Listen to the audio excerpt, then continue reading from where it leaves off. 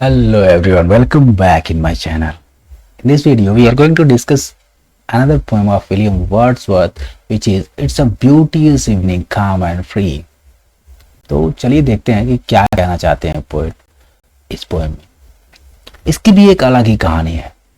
अक्सर आपने देखा कि मतलब मैं हर पोएम में एक स्टोरी आपको बता रहा हूँ और वास्तव में है भी ऐसा। जैसे वर्ड्सवर्थ साहब ना, ये रियल पोएट हैं एक तरह से। मैं तो यही मानता हूँ कि ये एक रियल पोएट हैं। इन्होंने अपनी रियल स्टोरीज, जो रियल पर्सनल स्टोरीज हैं, रियल पर्सनल स्टोरीज, उसी को पोएम में कन्वर्ट कर दिया है।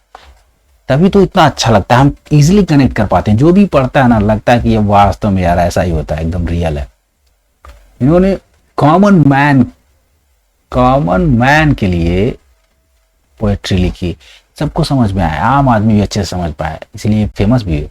तो चलिए देखते हैं स्टोरीज। मैं आपको इसलिए बताता हूँ बेसिकली कि जब स्टोरी आप जानते रहेंगे तो कनेक्ट कर पाएंगे और आपको याद रहेगा। मेन मोटो क्या है कि याद रहे, एग्जाम पॉइंट ऑफ व्यू से हमें याद रहेगा तो हम एग्जाम में उन लाइनों को पहचान पाएंगे, क्योंकि आप जानते हैं कि पोएम से अक्सर लाइनें ही पूछी जाती हैं। ठीक, तो क्या स्टोरी होता क्या है, जैसे आप जानते हैं कि 1790 में एक बार वो फ्रांस जाते हैं वर्ड्सवर्थ साहब, लेकिन तब कुछ नहीं होता, ये तो नहीं। 1791 में जब वो रीविजिट करते हैं, रीविजिटेड फ्रांस, तब एक इंसिडेंट होता है जो बहुत इंपॉर्टेंट है। तब वो एक लड़की से मिलते हैं जिसका नाम था एनेट फेलोनी। ठीक है, इनसे उनको प्यार हो जाता है। अब होता क्या है, वहां वो रहते हैं एंड उसके बाद दोनों में प्यार होता है, रिलेशनशिप में रहते हैं। फिर एक 1792 में एक बच्ची होती है इनकी जिसका नाम था कैरोलिन। ठीक, तो उसके तुरंत बाद 1792 में सिचुएशन इतनी टेंस हो जाती है कि इनको वापस आना पड़ता है। तो ये फिर से रिवर्स आ जाते हैं इंग्लैंड। अब क्यों आते हैं, क्या सिचुएशन होती है, ऐसा क्या होता है, ये सब मैंने बायोग्राफी में अच्छे से डेट वाइज एकदम क्रोनोलॉजिकल आर्डर में हमने डिस्कस किया है। आपने नहीं देखा तो डिस्क्रिप्शन में मैं लिंक दे दूंगा, वहां से आप देख लीजिएगा। बायोग्राफी जरूर देखिए, काफी अच्छे से हमने उसको पढ़ा है, समझा है। फिर ये 10 साल बाद 1802 में जाते हैं फिर इंग्लैंड मिलने के लिए।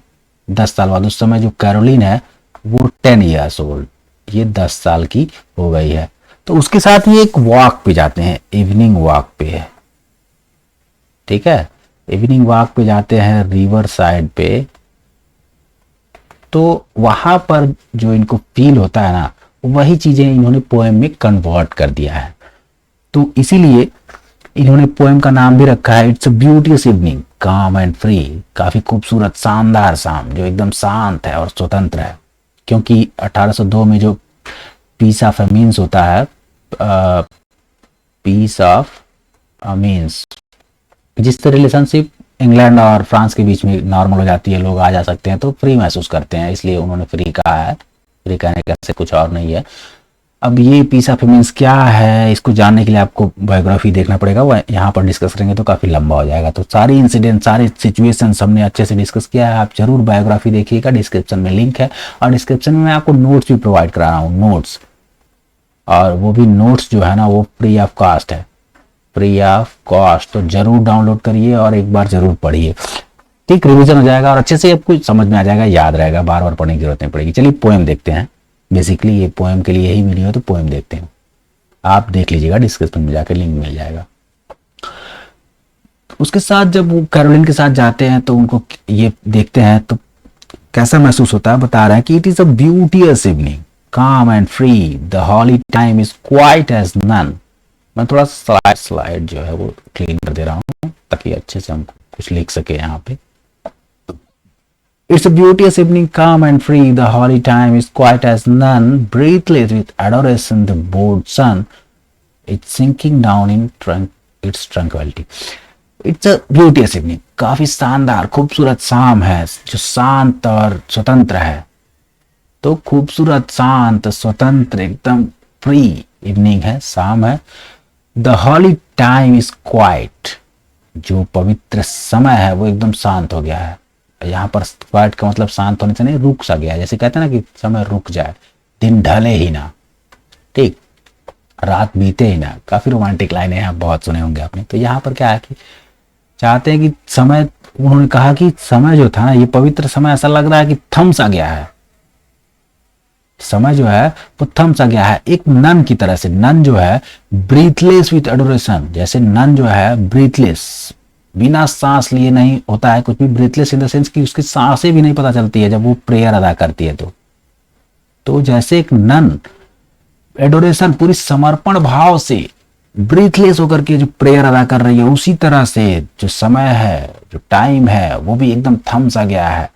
और इसलिए ये खूबसूरत शाम है, शांति का माहौल है।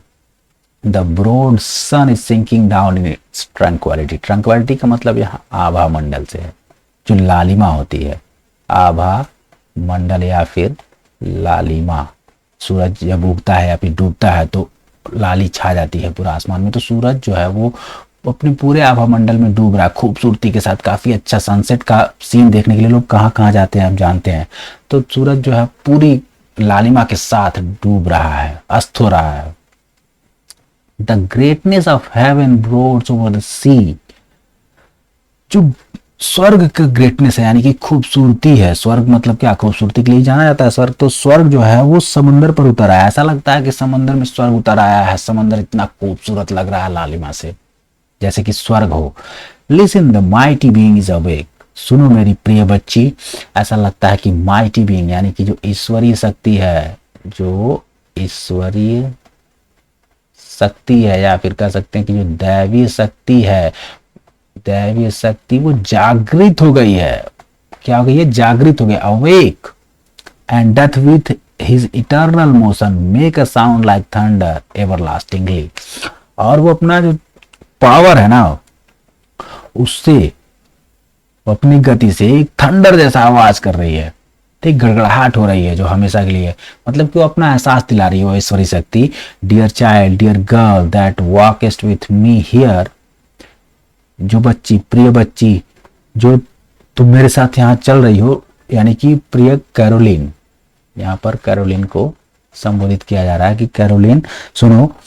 If thou appear untouched by solemn thought. अगर तुम्हारे मन में ये विचार नहीं आ रहा है, मतलब कि ये थॉट नहीं आ रहा है, जो डिवाइन जो पावर है, ईश्वरी शक्ति के बारे में अगर तुम नहीं समझ पा रही हो, क्योंकि तुम सिर्फ 10 साल की हो, तो अगर तुम्हें इन सब चीजों के बारे में नहीं पता है, तुम्हारे मन में इस तरह के विचार नहीं आ रहे हैं, तुम नहीं समझ पा रही हो, तो कोई बात नहीं।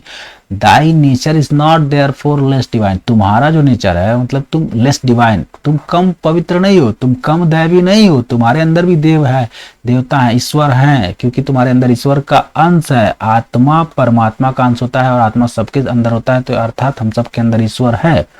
तो तुम भी कम दैवीय नहीं हो, तुम्हारे अंदर भी ईश्वर है, ठीक है। और बच्चे तो भगवान का रूप माना जाता है, तो बच्चों को तो कह सकते हैं। Thou liest in Abraham's bosom all the year. तुम तो अब्राहम के ही गोद में पूरे साल रही हो, ठीक। And worshipped at the temples inner shrine. तो क्या करो कि वर्शिप करो, पूजा करो at the temples inner shrine, जो अंदर का मंदिर है, यानी कि जो शरीर है हमारा, सब अंतरात्मा हमें, आत्मा शरीर के अंदर है, शरीर को ही मंदिर माना जाता है। टेम्पल जो है यहाँ पर सिंबलाइज किया गया बॉडी से, शरीर ही मंदिर है, क्योंकि अंदर आत्मा जो है वो ईश्वर का रूप है, तो निवास करे। तो मंदिर में जाने की जरूरत नहीं है, दिखावा करने की जरूरत नहीं है। आप अंदर ही अंदर, मतलब अपने इनर सोल में, अपने मन में प्रार्थना करो। प्रार्थना करोगी तो उनको एहसास होगा, ऐसी बात नहीं है। और जो भगवान है ना, ऐसा नहीं है कि वो, जैसे देखो गॉड जो है, ईश्वर जो है ना, वो सबके साथ होते हैं। God being with thee when we know it not.